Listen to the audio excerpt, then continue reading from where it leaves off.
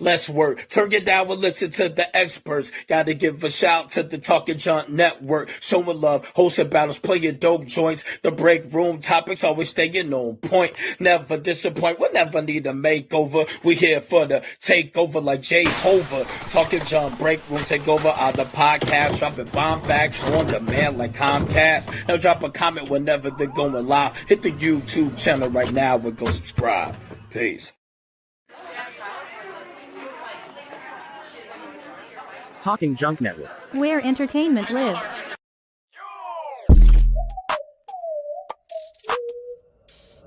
Welcome to Talking Junk.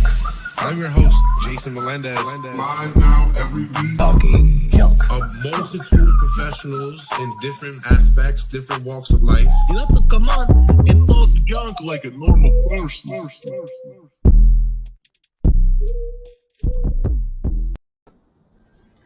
Welcome to the must-see Tuesday night podcast known as Talking Junk. We are here today and we got another great guest for you. She's been through hell and back and still seems to be able to sit down, clear her mind, and write for the masses. She is a great writer, a great friend, and an even better person. Here is Miss Elizabeth Barone. Hey, good. How are you? I'm doing phenomenal, especially now that I got you on. It's been a while. Yes, it's been quite a while. Oh my God, Right. so long. I realized recently, after booking you for this, that we've known each other for quite some time, but never actually have sat down and had an actual conversation with one another. Yeah. So why don't we start at the beginning? When were you diagnosed? So I was diagnosed with UCTD, and it wasn't until 2016 or 2017. But I had symptoms since like 2007, possibly even earlier, because I look back to my childhood and I think like, oh wow, I had all these joint pains. So diagnosed for sure in 2017, took at least a decade to see doctors and get actually diagnosed. After you got diagnosed, did you feel it was a long road to recovery? Because I know you still have, your days where your episodes are pretty impactful. How was the process getting into the swing of it? So from when I got diagnosed in 2017, I started methotrexate, which changed my life. It was amazing.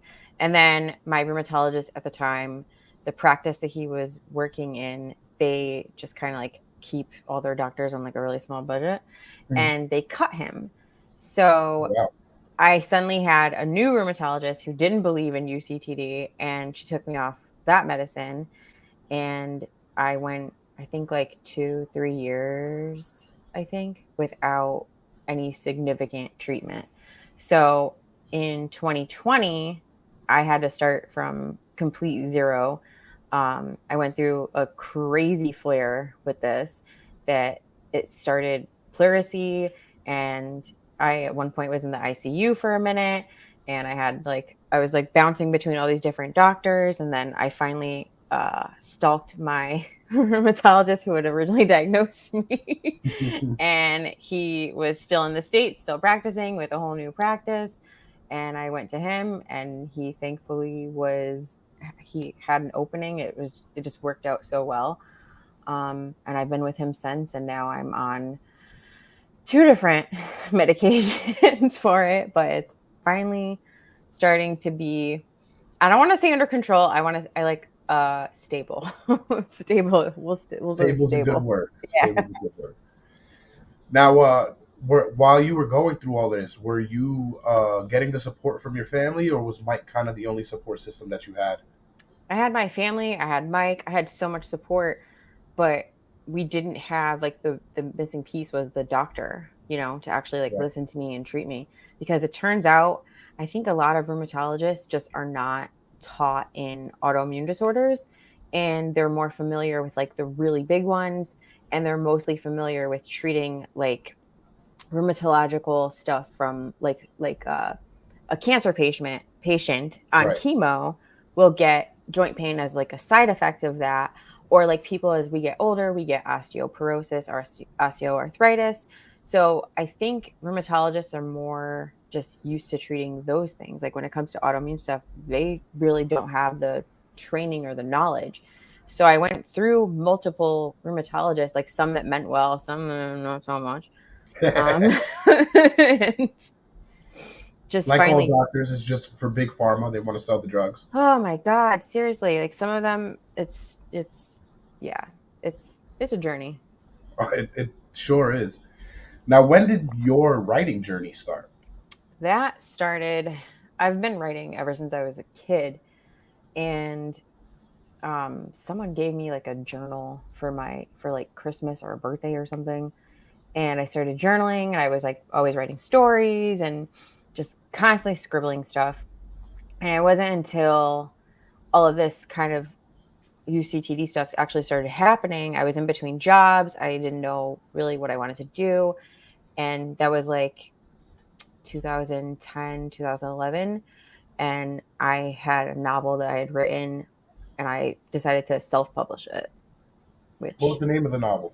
Sade on the Wall. Sade on the Wall. Now, Yep. was this because you were a Sade fan? No, actually, like it's funny. I just like the name. My friend at the time, I had a friend that her sister was named Sade. I loved the name, and I steal names from everybody.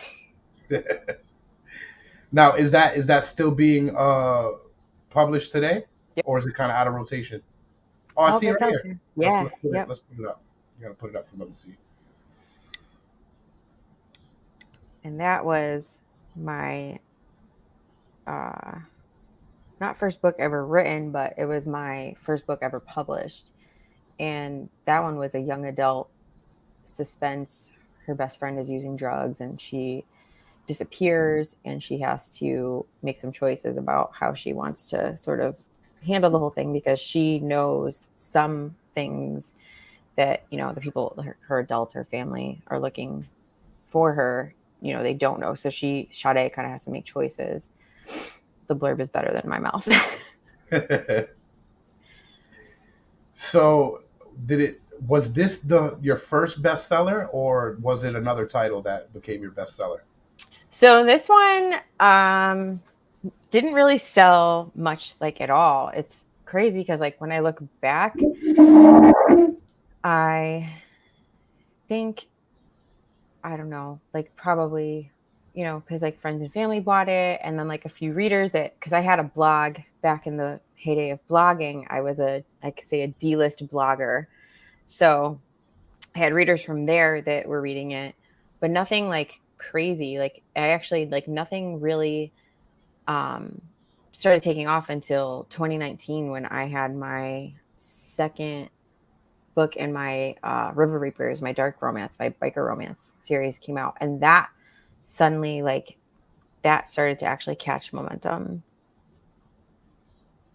Now, I gotta ask, did River Reaper start with an obsession to shit? What the fuck was that show? Sons of Anarchy? Yes, Sons of Anarchy. No, well, kind of. So I watched that show when it was airing, and then I rewatched it, I binged it, and I was like, oh my God, I want to write a biker romance, because turns out there's it's a whole genre. Like, there's so many. And I was like, oh my God, I want to write a biker romance, but I don't want to do it where I just finished binging this and like accidentally from the series, right? Yeah, I don't want to accidentally be copying it. Right. And I also don't really know what I want to write about. So I was like, in the back of my head, I was like, I'm going to do it. I'm going to write a biker romance. I just don't know when. I don't know what it's about. And then in what was it, 2018? It was either 2017 or 2018. I wrote Disturbing, the book that you just threw up there, Disturbing Prospect. I wrote that in 2 weeks flat. It just poured out of me. And I always say, like, it'll probably never happen again. But I wrote it in 2 weeks flat. And then it happened 3 more times. And then, well, it hasn't been that fast each time, though. So yeah, and then I continued with the series, and it's still going. I owe everybody another book, but people liked it way more than I thought no one would like it. It was so dark compared to my other stuff because I started off writing horror. I actually, like, before Sade, I published a bunch of horror short stories, and like they did not well at all. So I was like, maybe we'll try a different direction. So coming to the dark romance was kind of like bringing in my first love of horror and then combining it with my new love of romance. And something about this series, just people really like it. And so I thought, okay, well, when I first wrote the first book, I kind of had sat down and I plotted out 3 to 5 books. And I thought, like, okay, like, depending on how each one does, I'll write more. And here we are. 4 books from the series. Now, Yeah. every writer seems to connect with at least one of their characters. Through all of your books, who's that character for you?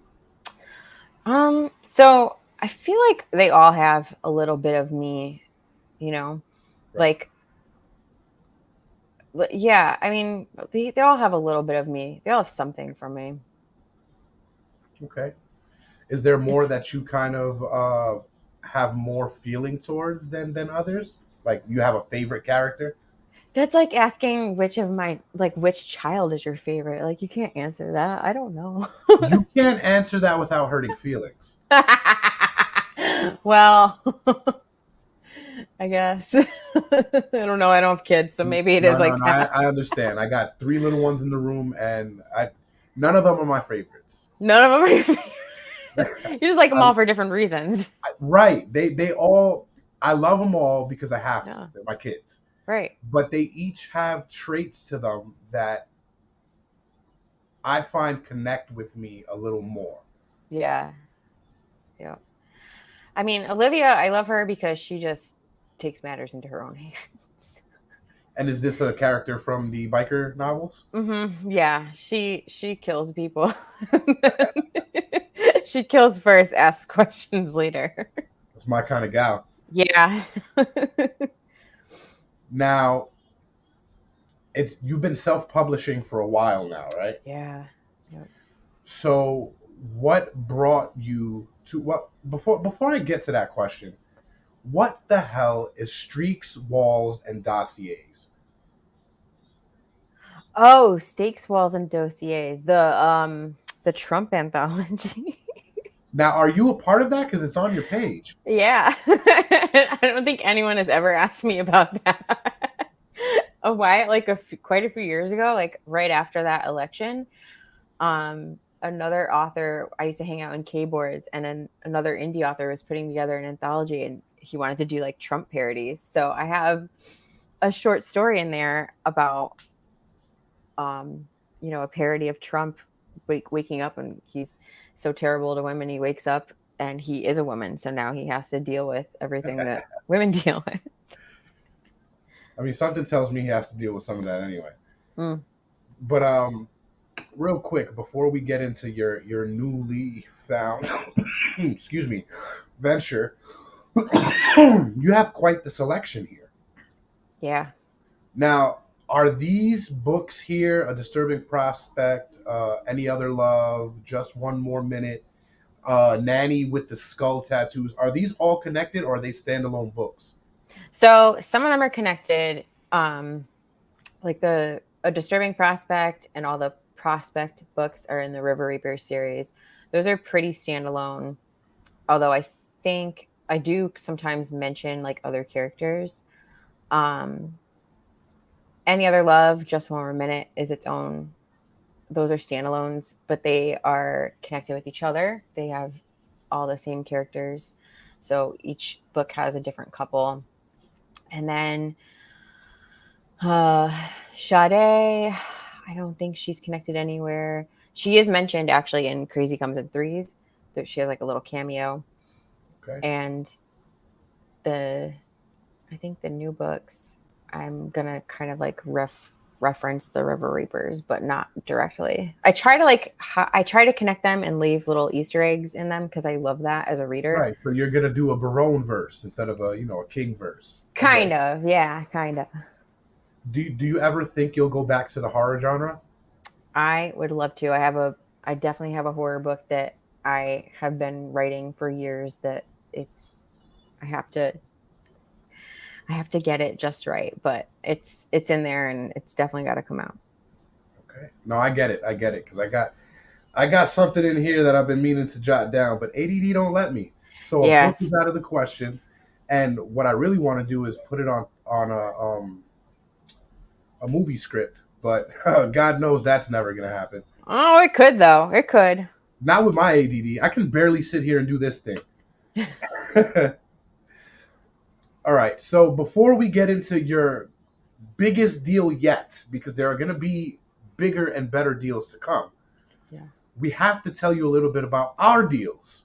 So listen to this word from our sponsors.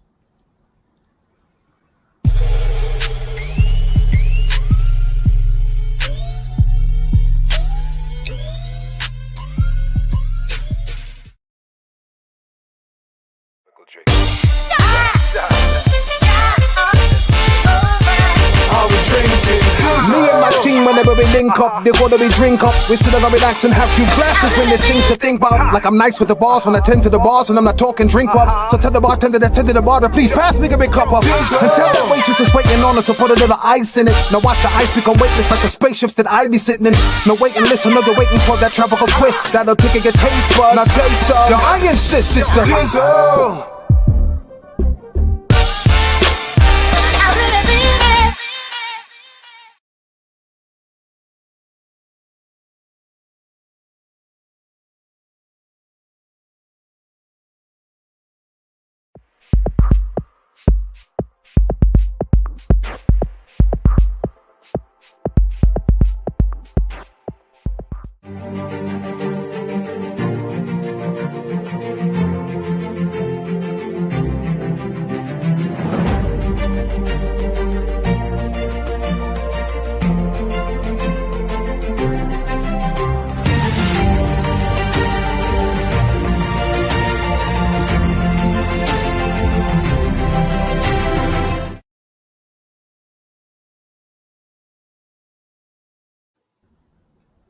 Welcome back to the show. If you're just tuning in, we are speaking with one of the greatest up-and-coming authors of our generation, Miss Elizabeth Barone. We're talking about her book series, and we were just getting to the big one. You now have a publishing deal with Kobo. Is that correct? Yeah. Craziness. Now, how did that come about? Hard work, I'm sure. But was it something that they reached out to you for, or did you kind of have to, poke the bear a little bit? So I have been self-publishing to their self-publishing platform, which is Kobo Writing Life. Pretty much from the beginning. I think Kobo was always one of the retailers I've published to. And they have a podcast, a newsletter, all kinds of things that they do to support indie authors. And in one of their newsletters, they sent out this call for submissions for their new imprint, Kobo Originals. And basically, they're kind of setting up something similar to Amazon, where Amazon has their original books. Kobo's doing something similar. So they have authors like Nana Malone. They have so many big authors. And it's exclusive to that platform. So they put out a call for submissions. And I had this book, Touch of Gold, which is now A Touch of Gold, that I started writing in the beginning of 2020, right before this big flare happened, right before the pandemic happened, like really before the shit hit the fan. I was writing this little book. And it was just a fun kind of project in between. I had just finished a Fatal Prospect, and I needed something lighter because I was in a heavier headspace. My grandma had just passed away. And Sorry to hear that. Thanks. And I just needed something because the River Reapers books, I love them, but it's dark, so it gets kind of heavy to write. So I needed something fun. And I had this idea for an all-female tattoo shop. And I thought, okay, let me just bang this out real quick. while, you know, I have a fatal prospect is done. No one is expecting anything from me. Like I can just have fun and get to this. So I wrote, I don't know, like 20,000 words of this book. And then this big flare happened and I was super, super sick. And I kept kind of like tinkering with it. And then Now, when you say your flare ups happen, what exactly do you go through when you're having these flare ups? so up until 2020, I would get like almost always have joint pain. And when I'm in a flare, it just gets worse. Like you get more joint pain, you get more muscle pain, I'll get nerve pain. I get this rash, this butterfly rash. So it's pretty much like lupus. It's UCTD is undifferentiated connective tissue disorder. And it's basically, I tell people it's a Venn diagram of lupus, rheumatoid arthritis, and Sjogren's syndrome, which is a dryness. Like you have like no fluid in your joints, no fluid in your eyes, anything like that. Like you have trouble producing that. So it's like my very own triple threat. So usually I have all of those symptoms. I have like the arthritis stuff, I have the eye stuff, the dry mouth, dry nose, all the joint issues, swelling in joints, fatigue was a big one. And I think that covers it. But then in 2020, I remember like the exact day this happened too. I started having a pleurisy attack, which is when your immune system is attacking the lining of your lungs. So basically, like the way that they explained it to me in the emergency room was your lungs have like a lining, kind of like a jacket. And normally your lungs have some kind of like lubrication so that lining is just sliding gently and like you don't feel it. But with pleurisy, you lose all of that lubrication and the lining becomes inflamed. So it started where I noticed like I would sneeze and I noticed like it just like I would get this like weird hitch. I was like achoo, and then it like you get this like weird hitch. It's really hard to explain, but it was like, okay, that's kind of weird, but it's fine. I'm fine. Like I don't know, you know. With autoimmune disorders, you start to learn really quickly that like anything can go wrong and you just have to like roll with it. So I started with this weird hitch. I'm like, that's fine. It's whatever. It's odd, but it's not hurting. So whatever. And then this day was like February. It was right in the beginning of February. And I was cleaning. And then I just could not catch my breath. Like I was having like pain in my chest. And I just like couldn't take a full breath. And I thought, okay, maybe it's from the cleaning stuff that I use, you know? So I went through this whole thing and my doctor's like, Now, no. you can have adverse effects from the cleaning stuff that you're having. Yeah. So like people get asthma and like if you use like a tough, like a strong cleaner, like it can irritate your lungs. So I thought, you know, maybe I'm just irritated from the scrubbing bubbles. I don't know. But I go in to see my doctor and she says, no, like that is your connective tissue disorder for sure. Cause it kind of started slow. Like it was like really insidious. It was like that weird sneezing, hitching thing. And then that day where I just like couldn't really breathe, like I couldn't take a full breath and it was painful. And it was like, you could just feel this like shallowness and heaviness and like almost like a pinch.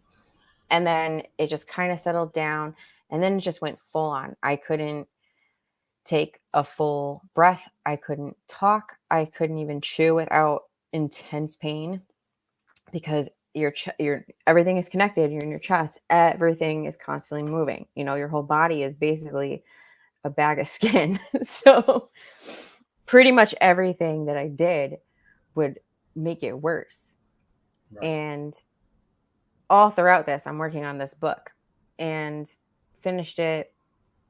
I don't even remember when I finished it, honestly. I feel like I've been working on this book for so long. But Kobo had put out this call for submissions. And I said, well, I'd had a couple things that I'd been working on for some book deals for like the River Reaper stuff, trying to get like audiobooks and stuff like that going, and they fell through because publishing is crazy and it's a wild roller coaster. So sometimes you have a deal and then sometimes you don't have a deal. Right. So when I saw this call for submissions, I said, well, I did all these, I submitted and I had all these almosts, and I guess, just fuck it. I'll just submit, see what happens. Like whatever, like the book is done, so if they want it, then cool. Like, but then, if they don't want it, also cool. Cause I don't have to worry about like, do I have to write something new? Cause I was so sick. I lost all my stamina. I had so much joint pain and just such bad fatigue. Like I went from being able to write thousands of words in a day to just like barely, I'm just like on my phone, just like typing, just pecking out like a little sentence in my notes. Speed texter to just like, yeah. So I used to like hammer that keyboard and I'm like banging out all these words. And then I'm just like, all of a sudden I'm just like, okay, one more. And then just slowly getting it down. So they said, you pretty much figure in publishing, you figure like, I don't know, like they usually say like 4 to 6 weeks, sometimes 4 to 8 weeks for submissions. You, if you don't hear anything, that you weren't selected. Like, so it's like technically like a rejection. And right. So it's like high school. Yeah. The girl, your number, she don't call you back. Yep. Because you got rejected. Exactly. Yeah. So I had a couple at bats and they fell through. So I'm like, we'll see what happens. And 4 to 8 weeks go by and I'm like, okay, I didn't hear anything. Like, that's fine, whatever. Completely forgot about it. And then out of the blue, they emailed me last June or July and they were getting going on their end. And they said that they wanted this little series.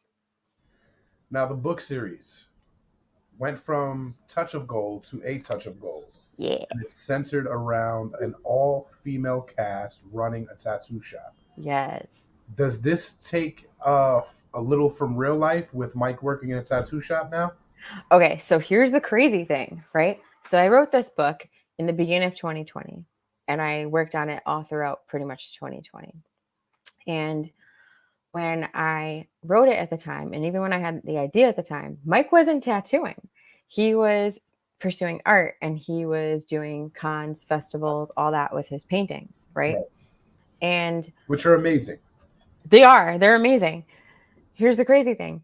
I wrote this book and our friend who has a tattoo shop came to him and said, do you want to be an apprentice? And he had asked him before and Mike had said no. And this time he was like, yes. So now all of a sudden I've got this book that I wrote. He's an apprentice. And then Kobo comes and they're like, hey, we want your book.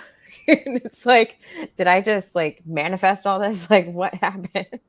Hey, some manifestations come in the form of miracles all the time. And you don't realize that you're actually manifesting the life that you want until it happens. Yeah. It's so great. You're an avid manifester, which not many people are. So, with the series now, with you signing to Kobo, A Touch of Gold is going to be a series. So yeah, so the first book is A Touch of Gold, and it's set. So I tell everyone it's LA Ink meets Virgin River.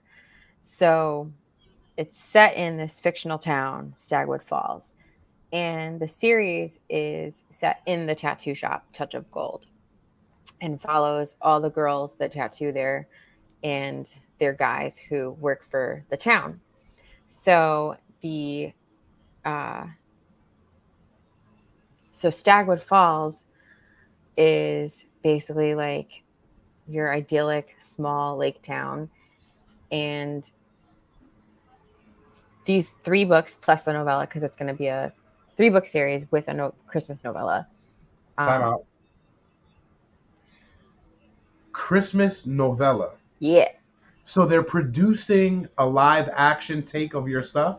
No. Okay. So So we're doing 3 full-length books and then a Christmas novella, which is basically like a short book. Okay. You're thinking of telenovela. I know what you're thinking I am. about. Yeah. am. I wish. You know, I'm Puerto Rican, so you say novela, and I'm thinking Yeah. about stories on TV. Yep. So, I mean, we'll see because they do have the rights for that. And Kobo is a sister of the company Rakuten, which does have their own streaming company. So it could happen. I don't know. No, But it will happen. it could. It will. It might. It's happening already. The news just needs to get to your ears. Ah, yeah.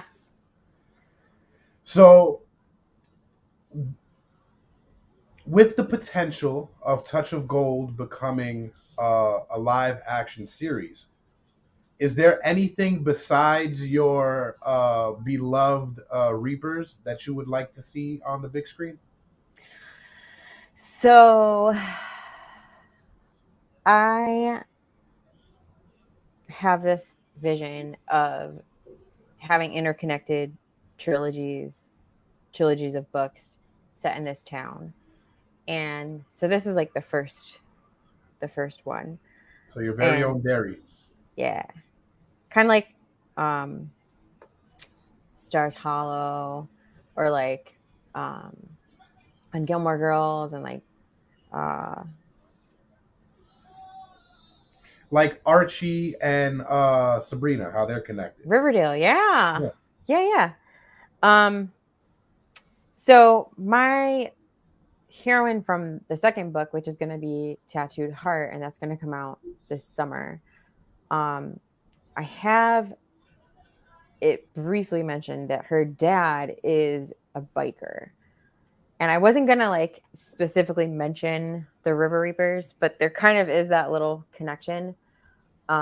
Just because these books, I'm going like at a more lighter route. So, but I always think of, because Stagwood Falls, the town, this cute little small town, has the little sort of sub neighborhood of Stagville. And I definitely have room there to play with having some cool, fun biker stuff go on there and have those two worlds kind of collide like that. But that's so far off. Like I have such ideas for this. It's not too far off at all, because it's not far-fetched to say that maybe her father is a biker from a rival motorcycle gang, and the Reapers come in every so often. You know, you can do it many different ways. You already have it connecting yourself. You just got to let those gears flow. Yeah, there's so much opportunity, and that's Mike. Thank you for calling me your love. Yeah, there's so much opportunity. I don't like it. It's really as big as, you know, even if it's not picked up by a publisher, even if there is never like a TV series, I have so many ideas for books like in the Stagwood Falls world and then like the Stagville world. I even have this kind of thing where the locals call Stagville Stabville because it has like a higher rate of crime. Oh man, let my daughter hear that, because she is a huge Scream fan. Stab is the knockoff inside the movies to the Scream. Yeah. So there's definitely lots of opportunity. Now, do your stag towns kind of have a double entendre with the stag? No, what do you mean? Well, a stag has a couple of different definitions. A stag is a male deer. Mm-hmm. A stag is also a social gathering attended by men only. Oh yeah, okay. No, it's actually, so I knew I wanted to have it set on a lake, and my family grew up camping on a lake, seasonal camping. So pretty much I have so many memories of being on Gardner Lake and just spending like the whole summer and doing all those things and having the different boat parades and all the different, just so many different things like happening, fireworks and all that kind of stuff, and just family, barbecues and camping and just so many memories. And also like, so it's mostly based on that lake and just like those memories. But also when I was doing research for lakes and things. There's a lake, there's Candlewood Lake in Connecticut. And that lake it's a man-made dug lake that they made for hydropower. And so I have kind of the same thing going on. And Candlewood Lake in real life, it's just kind of like a mess. Like on the map, it looks crazy. But in this book, I have it so that the lake is kind of built in the shape of stag antlers. And I have a lot of deer there because deer are magical little creatures. So I have a lot of deer that show up in the book. Yeah, where the fuck do they go to sleep? I don't know. Somewhere in the woods. So you have everything mapped out and planned out very meticulously, and I love it. I love it to death, and I cannot wait till they try to cast me as one of these characters in your novels. Yes. Honestly, I'm very proud of you. You have everything going for you. You and Mike, you guys made a full 360, and it shows. It shows, and the fact that you're not letting your sickness take a hold of your life is a true testament to people out there. Yeah, I mean, it took so much from me over the years. It's just like it feels like one by one, it's just kind of like stripped everything that I like to do. And writing has been one thing that I've said it's never ever taking that from me. Ever. Good. Like even when I was at my absolute sickest, like I said, I was like just pecking into my iPad, just like trying to get like paragraphs down for different things. And I have so many different things I wrote during like that serious sickness time that it's like all gibberish and it doesn't need to be published. But I just wanted to keep that muscle going. Right. And now, ironically, it's the only muscle I have. I'm like, how do I use Instagram? I don't know, but I sure can write a book. Well, those muscles will come back with these book signings. Yeah. And that book signing that you went to, I think it was last week. Was that your first? Okay, so that was Barnes & Noble, and that was a couple weeks ago now, almost like a week and a half ago. And I actually signed there 10 years ago. Wow. When I first had published Sade, and I think I was just getting ready to publish Crazy Comes in Threes. And at that time, I only had the one book. I only had Sade on the wall. I had a terrible cover because last minute I had to make my own cover. And I didn't know what I was doing. I had no clue. And I did that signing with just like zero knowledge of anything. Had a blast. That was a multi-author signing. And then got invited back to do like a smaller multi-author signing. We did like a YA night. And I still only had the one book. And then fast forward 10 years, I had a mountain of books at my table.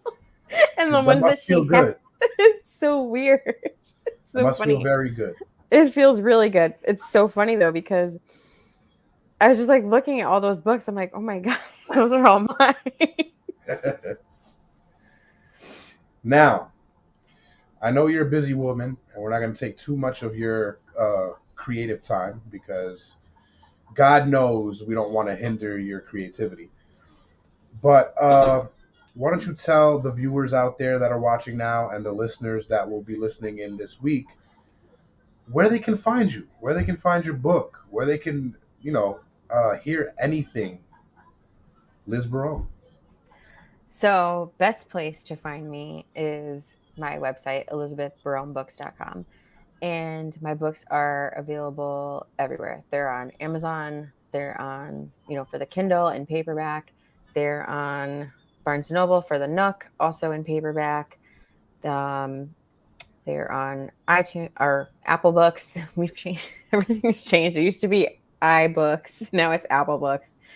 So I'm pretty much everywhere. For the River Reaper series is everywhere. Trying to think of what I'm missing. And then I have some other small town romances. Those are all available everywhere. The series that's coming out starting with A Touch of Gold, that's coming out at the end of this month, May 30th. that is exclusively on the Kobo platform.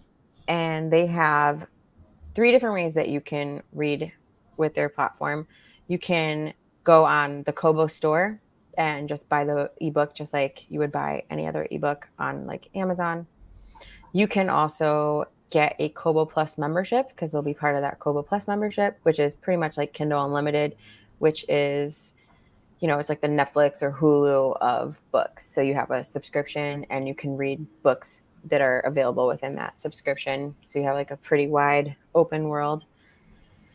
And then another way you can read it's called the Love and Ink series. Another way you can read A Touch of Gold is you can use the Libby app or Overdrive app through your local library, and you can get it through that. And I think it's libbyapp.com. You can go and it'll walk you through. If you already have your library card, that's all you need. It'll just walk you straight through all that. That's amazing. That's amazing. And if you guys are like me and your ADD takes over and you're still confused on where to find all of these great books, you can go on to Liz's Instagram, and on her Instagram, she has a link that we all should know about. It is Linktree, and it has all her links right there for your convenience. You click on them, and you make sure that you buy these damn books because they're worth it. You don't want to be the one to say, oh man, I should have listened to that scruffy beard dude and I should have got all of her books before she became the next big thing. And who knows, maybe you can get to a Connecticut book signing and get the book signed and have it authenticated. So now that you have money on your hands. Because mark my words, Liz is going to be the next big author to start selling off her properties. You heard it here first. Liz, Taking thank over you the very world. much for coming on. I really appreciate it, and it was a great conversation. I thank God that we were able to put the time down and get you at a time where you're able to sit and be yourself. So thank you very much for coming on. Thank you for having me. I'm glad I was able to come on. Is there anything that you want to say to the viewers? Nope. I'm just reading this comment. I got distracted. It says my husband is saying Mama needs to bring home the bacon for Daddy. Yeah.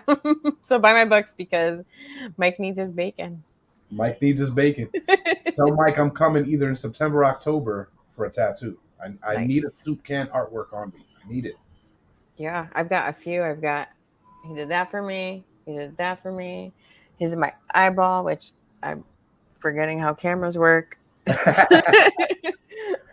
See, Mike is going to have to do one on my butt. No, I'm only playing with you. But yeah, seriously, viewers, go now. Right now. Go to Amazon. Look up Elizabeth Barone. You will see all her books there. Or make it easier on her yourself. Go to elizabethbaronebooks.com. Click on all her links. Buy all of her stuff, whether physical or audio. Hell, buy them both. Because nobody wants to walk around with books, but you do want to get those signed. Because like I said, she is going to be famous. Famous. So go out right now. Right now. Her books are a touch of gold. The last thing you want is a reaper on that ass. Love yourselves and love each other. Peace out.